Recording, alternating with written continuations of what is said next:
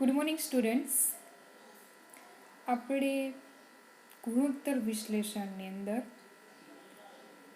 આજે જોઈશું દાખલા નંબર 8. બુદ્ધદેવ કંપની લિમિટેડનું તારીખ 31/3/2013ના રોજનું પાકું સરવૈયું. જવાબદારી અને મિલકતો. જવાબદારી બાજુ ઇક્વિટી શેર મૂડી 20 લાખ, અનામત અને વધારો 10,80,000, 10% ડિબેન્ચર 10 લાખ, લેણદારો 4,50,000, દેવી હુંડી 1,50,000, ચૂકવવાના બાકી ખર્ચ 1 લાખ, પ્રોવિડન્ટ ફંડ 1,80,000, કરવેરાની જોગવાઈ 40,000.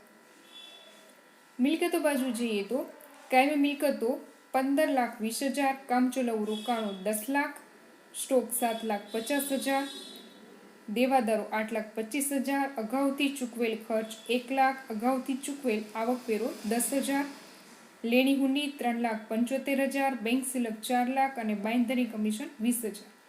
હવે મિલકતો અને જવાબદારી બાજુનો ટોટલ સરવાળો છે 50 લાખ. વધારાની માહિતીમાં જોઈએ તો કાચો નફો વેચાણના 40% છે. જો અહીંયા તમને એક વસ્તુ ક્લિયર કરેલી છે કે કાચો નફો જે છે એ વેચાણના 40% છે. ચોખ્ખો નફો વ્યાજ અને કરવેરા પહેલાનો 10 લાખ, કરવેરાનો દર છે 50%. રોકડ વેચાણ ઉધાર વેચાણના 25% છે. એટલે કે જેટલું ઉધાર વેચાણ હશે એના 25% રોકડ વેચાણ થશે. તારીખ, ચોથી વિગતમાં તારીખ 1/4/2012ના રોજનું સ્ટોક 4,50,000 એટલે કે શરૂનો સ્ટોક. પાંચમું, દેવાદાર પાસેથી ઉઘરાણી 108 દિવસે પરત મળે છે. વર્ષના 360 દિવસ ધ્યાનમાં લેવા. અહીંયા આપણા પાસે ઉધાર વેચાણ પણ નથી અને કુલ વેચાણ પણ નથી. આપણે શું માહિતી આપેલી છે? ઉઘરાણીની માહિતી આપેલી છે કે 108 દિવસ છે. ઓકે, હવે જોઈએ તો નીચેના ગુણોત્તરોની ગણતરી કરો. પેલું, રોકાયેલી મૂડી પર વળતરનો દર, સ્ટોક ગુણોત્તર, માલિકી ગુણોત્તર, ચાલુ ગુણોત્તર, ચોખ્ખા નફાનો ગુણોત્તર અને સંચાલન ગુણોત્તર. ઓકે સ્ટુડન્ટ્સ, તો હવે આપણે દાખલાની ગણતરીની શરૂઆત કરશું. જુઓ, સૌથી પહેલાં દાખલા નંબર 8 જે તમારા પેજ નંબર 134 ઉપર જ હતો, બરાબર? તો એમાં પેલું જ છે કે રોકાયેલી મૂડી પર વળતર. તો ચોખ્ખો નફો પહેલાંનો થશે, બરાબર? પહેલાંનો ચોખ્ખો નફો મળશે એટલે કે વ્યાજ કરવેરા પહેલાંનો, અને છેદમાં થશે શેરમૂડી પ્લસ અનામત પ્લસ લાંબા ગાળાના દેવા, એનામાંથી અવાસ્તવિક મિલકતને બાદ કરવી અને ગુણ્યા 100. તો હવે આપણે જોઈએ તો અહીંયા નફો કેટલો હતો આપણને આપેલું છે. જો 10 લાખ આપણને નફો છે એ આપેલું છે. એ શું કીધું છે કે કર અને વ્યાજ પહેલાંનો નફો છે, તો એ આપણે એ જ ધ્યાનમાં લેવાશે. પછી છેદમાં શું હતું? શેરમૂડી હતી, અનામતો હતી, લાંબા ગાળાના દેવા હતા અને એમાંથી અવાસ્તવિક મિલકતને બાદ કરવાની હતી. ઓકે, તો ઇક્વિટી શેરમૂડી 20 લાખ, અનામત વધારો 10 લાખ ને 80,000 આવશે અને ડિબેન્ચર છે આપણા પાસે 10 લાખ, એનામાંથી અવાસ્તવિક મિલકત 20,000 બાદ થશે. જોઈએ તો જો 20 લાખ પ્લસ 10,80,000 પ્લસ 10,000 અને એનામાંથી 20,000 છે એ બાદ કરેલા છે, બરાબર? જે બાંયધરી કમિશન અવાસ્તવિક મિલકત કહેવાશે. તો 10 લાખ નફો છેદમાં 40,80,000 આવશે. 80,000 એ અને માઇનસ 20,000 બાંયધરી કમિશનના થશે. તો જવાબ મળશે 24.63%. ઓકે, આપણો રોકાયેલી મૂડી પર વળતરનો દર. હવે જે સેકન્ડ જે છે એ છે સ્ટોક ગુણોત્તર. તો સ્ટોક ગુણોત્તરનું સૂત્ર થાય વેચેલ માલની પડતર છેદમાં સરેરાશ સ્ટોક. તો વેચેલ માલની પડતર આપણા પાસે નથી, પણ સરેરાશ સ્ટોક આપણે પહેલાં શોધી શકીએ છીએ. તો સરેરાશ સ્ટોક કેટલો થશે? જો આપણા પાસે શરૂનો સ્ટોક આપેલો છે 4,50,000 અને આખો સ્ટોક પાકસરોયની અંદર મિલકત બાજુ છે જુઓ 7,50,000. તો એના ભાગ્યા આપણે 2 કરશું તો સરેરાશ સ્ટોક મળશે 4,50,000 પ્લસ 7,50,000 ભાગ્યા 2 એટલે કે 6 લાખ શું મળ્યો? સરેરાશ સ્ટોક મળ્યો. હવે આપણે શોધવાની છે વેચેલ માલની પડતર.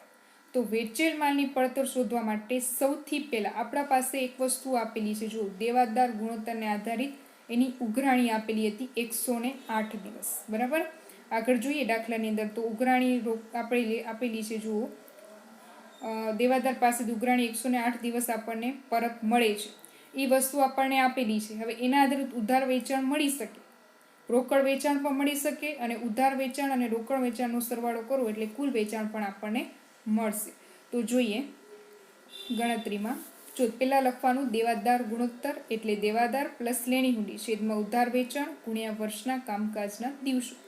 હવે અહીંયા જે વસ્તુ આપણા પાસે છે એ પહેલાં નોંધી લઈએ. તો દેવાદાર ગુણોત્તર 108 દિવસ છે એટલે એ પહેલાં લખવાનું. પછી દેવાદાર અને લેણી હુંડી, તો દેવાદાર અને લેણી હુંડી પણ પાકા સરવૈયાની અંદર આપણને આપેલા છે કે દેવાદાર છે, જુઓ દેવાદાર છે 8,25,000 અને લેણી હુંડી 3,75,000 આપેલી છે, અને વર્ષના 360 દિવસ ધ્યાનમાં લેવાના છે. એ આપણને એટલી વસ્તુ છે એ આપેલી છે. ઉધાર વેચાણ આપણા પાસે નથી. તો 8,25,000 પ્લસ 3,75,000 છેદમાં ઉધાર વેચાણ લખીએ અને ગુણ્યા 360 દિવસ. હવે ઉધાર વેચાણ આપણને શોધવું હોય તો 8,25,000 પ્લસ 3,75,000 ગુણ્યા 360 છેદમાં 108 કરશું એટલે આપણને ઉધાર વેચાણ મળશે 40 લાખ. હવે 40 લાખ ઉધાર વેચાણ આપણને મળી ગયું. હવે એના 25% શું છે? રોકડ વેચાણ છે. એટલે 40 લાખના 25% એટલે 10 લાખ શું મળશે? રોકડ વેચાણ મળશે. તો કુલ વેચાણ શોધવું હોય તો કઈ રીતના શોધવું કે ઉધાર વેચાણ પ્લસ રોકડ વેચાણ, એટલે કે 40 લાખ પ્લસ 10 લાખ તો બરાબર 50 લાખ આપણને કુલ વેચાણ મળી ગયું, 50 લાખ. હવે જો એ રીતે ના શોધવું હોય તો નીચે આપણે અથવા કરીને રીત બતાવેલી છે કે ઉધાર વેચાણ 100, રોકડ વેચાણ 25 એટલે કુલ વેચાણ 125. હવે ઉધાર વેચાણ જો 100 હોય તો રોકડ વેચાણ 25 થાય. ઉધાર વેચાણ 40 લાખ હોય તો રોકડ વેચાણ કેટલું? તો ત્રિરાશિ મૂકીને પણ 10 લાખ મળી શકે ને એ રીતે પણ 50 લાખ શોધી શકાય. હવે આપણે ખબર છે કે કાચો નફો જે છે ને એ કાચો નફો વેચાણના 40% હતો. જો કાચો નફાની વાત કરેલી હતી કે કાચો નફો વેચાણના 40% છે. તો આપણા પાસે વેચાણ છે તો પહેલાં 40% આધારિત શોધી લઈએ. 50 લાખ ગુણ્યા 40% એટલે 20 લાખ આપણને કાચો નફો મળી ગયો. બરાબર. કાચો નફો 20 લાખ. હવે વેચેલ માલની પડતર શોધવી છે. તો વેચેલ માલની પડતર શોધવી તો એનું સૂત્ર થાય વેચાણ માઇનસ કાચો નફો. તો વેચાણ 50 લાખ અને કાચો નફો 20 લાખ એટલે વેચેલ માલની પડતર કેટલી મળી ગઈ? 30 લાખ. તો 30 લાખ વેચેલ માલની પડતર મળી ગઈ, એ આપણા સૂત્રની અંદર કિંમતમાં મૂકી દેશું. જો વેચેલ માલની પડતર શોધવા માટે એટલી બધી પ્રોસેસ કરી, આપણા પાસે શું હિટ આપેલી હતી કે ઉઘરાણીના દિવસ હતા. તો સ્ટોક ગુણોત્તરની અંદર વેચેલ માલની પડતર 30 લાખ અને સરેરાશ સ્ટોક 6 લાખ એટલે મળશે 5 વખત. નેક્સ્ટ ગુણોત્તર ત્રીજો માલિકી ગુણોત્તર. તો માલિકી ગુણોત્તરનું સૂત્ર થશે માલિકી ભંડોળ છેદમાં કુલ વાસ્તવિક મિલકત ગુણ્યા 100. હવે આપણા પાસે માલિકી ભંડોળની અંદર જે આગળ શોધ્યું હતું કે શેરમૂડી પ્લસ અનામત માઇનસ અવાસ્તવિક મિલકત, અહીંયા આપણે આગળ જે શોધેલું હતું એ રોકાયેલી મૂડી હતી. આપણા પાસે રોકાયેલી મૂડી નથી, આપણને શોધવાનું છે માલિકી ભંડોળ.